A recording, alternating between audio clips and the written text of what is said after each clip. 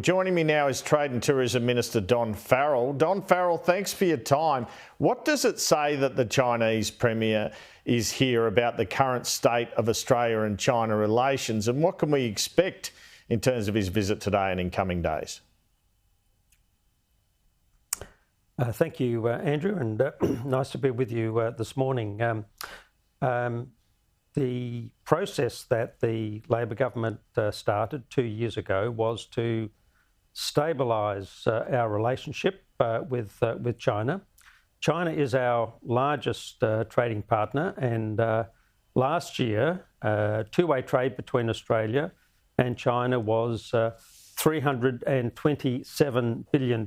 That's higher than our next five trading partners. So the relationship between Australia and China is very important, and of course, overwhelmingly, that trading relationship is in Australia's favour. More than $100 billion more of sales from Australia to China than China to Australia. So it's a very important contributor to our economy. And let's face it, there were problems between the former government and the Chinese government.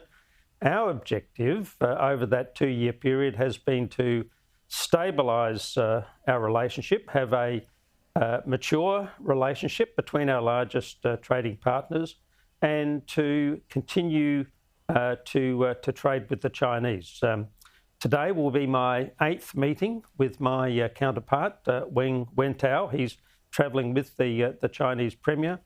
Over the period of that 2 years, we have managed now to remove all of the trade impediments, resulting in about $19 billion worth of more trade with the Chinese.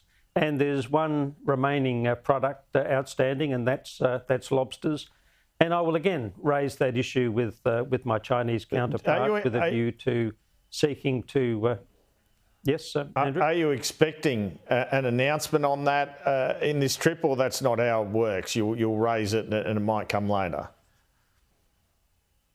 Look, on each of these occasions, I've raised issues, and they've subsequently been resolved. I'm very hopeful that that will be the case with lobster. I'm not expecting an announcement today, but I think the progression and the way in which these discussions have gone over the last 2 years leads me to be very confident that in the near future we will remove all of the remaining trading impediments between our two countries, and we will have stabilised that relationship with our largest trading partner. You've got academic experts and commentators out there saying we shouldn't kowtow to China to get their trade back, that's a wrong approach by the Australian government, that we shouldn't bend too much for them, perhaps not say things we want to say, for example. What do you make of that? Well, I think that's a complete misreading of the relationship that we now have with China. We haven't kowtowed at all. We've continued to represent our national interest and our national security. But what we have done, Andrew, is to stabilise the relationship with our largest trading partner. And that has resulted in, as I said, almost $20 billion of resumed trade with the Chinese government. In the last month, since the bans on wine were removed, we've sold $86 million worth of new wine into China.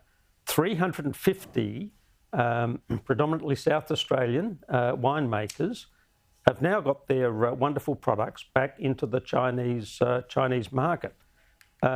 If that continues, Andrew, then our wine trade with China will be back to where it was, which is over $1 billion. So we've managed to get all of these things without kowtowing to the Chinese government. We've got a mature, respectful relationship And that's what I think Australians would want with our largest trading partner. Is giving Peter Dutton a meeting with the Premier partly about seeking to shut him up on the China issue?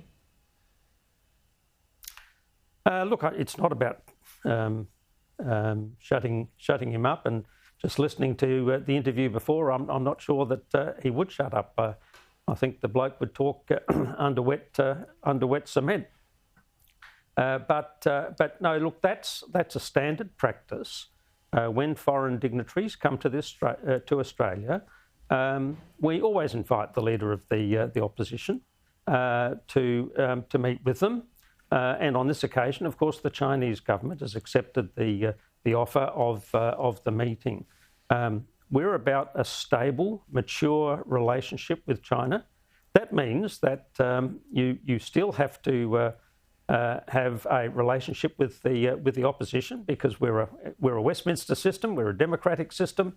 I think it's just a sign of maturity of the Albanese government that we are happy for discussions to take place between the Chinese government and Mr. Dutton. I see it as a very positive sign. It's not about affecting the way in which Mr. Dutton might approach the relationship with China. I think it's simply a respectful way in which we conduct international negotiations. I think what we should find out from Mr. Dutton, and I think winemakers in this state, barley growers, miners, all want to know is, will the Dutton government, if they were to come to power, would they go back to where the relationship was with China, or will they support this stabilised relationship that the Albanese government has established with China? I think that's the more important question, to be honest, Andrew, because if you're a winemaker, you've just got back into China. It's a profitable part of your business. You want to know whether this stabilised relationship will continue. Most unlike a politician to be able to talk under wet cement, by the way, Don Farrell. Now, how do you view a visit by Premier Lee as opposed to one from President Xi? I mean, it's been reported Premier Lee could be compared to a senior bureaucrat, head of Prime Minister and Cabinet here. Is that fair? Could we see President Xi here in coming years? Well, that would be up to Prime Minister Albanese and President Xi as to what might be their schedule. But no, Premier Lee is number 2 in the Chinese system. More importantly, he is the equivalent of our Prime Minister. So this is a very senior member of the Chinese government, and of course the appropriate person in the Chinese government for Prime Minister Albanese to be meeting. So I think it's a perfectly reasonable proposition that our Prime Minister meets with his equivalent, Premier Lee. Under the Chinese system, of course, their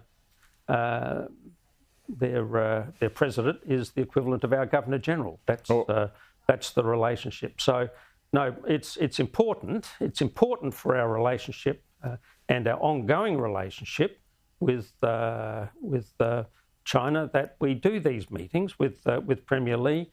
Last year, it was Premier Lee who greeted us in Shanghai when Prime Minister Albanese and myself went up there to discuss trade issues. So it's an appropriate relationship, and it's an important relationship. All right, Peter Dutton has said he won't commit to the government's climate change 2030 target. How could that affect Australia's international relations, and what do you make of his comments in relation to that, particularly where he says the government's causing pensioners to freeze at the moment because of power bills? Yeah, outrageous stuff, to be perfectly honest, Andrew, and frightening pensioners with arguments like that is, well, it's beyond the pale, to be perfectly honest. We went to the last election committing to a 2030 target, and despite what Mr Dutton might say, we're on track to reach that target. Chris Bowen is doing a terrific job in ensuring that we make all of the policy decisions that allow us to get to that 2030 target, and I think we will. We're back in the game internationally because we're committed to doing our bit to reach net zero. Everywhere I go around the world, countries congratulate us for making our contribution to getting down to net zero. I think it would seriously damage our international relationships if the rest of the world suddenly see that we're not committed to making that contribution. So I think it does damage us internationally when the Leader of the Opposition fails to understand just how important our commitment to net zero is and to the targets of 2030. Australia is the lucky country, and we're lucky once again, Andrew, because we've got either the most or the second most critical minerals in the world. We're developing a critical minerals industry in this country, which will enable Australia to become a renewable superpower. That's what we're doing. That's highly regarded and highly valued by the rest of the world. We want to continue down the track of decarbonising our economy. Mr. We want to do it in a sensible way, and we'll continue to do that.